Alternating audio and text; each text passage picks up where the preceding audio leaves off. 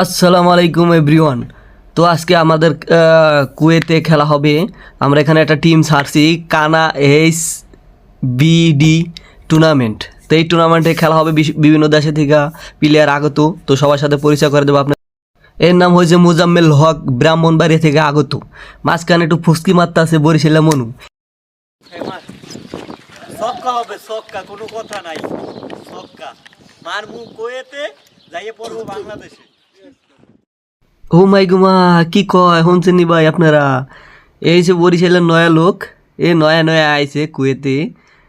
এই যে আরেকজন, এই হয়েছে মাগার কাইরন পোলারের ছোট ভাই।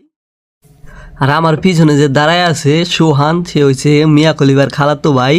তো আমি এক্সট্রা মাঙ্গাল লাইগা প্রস্তুত হয়ে রয়েছি বল নিয়া।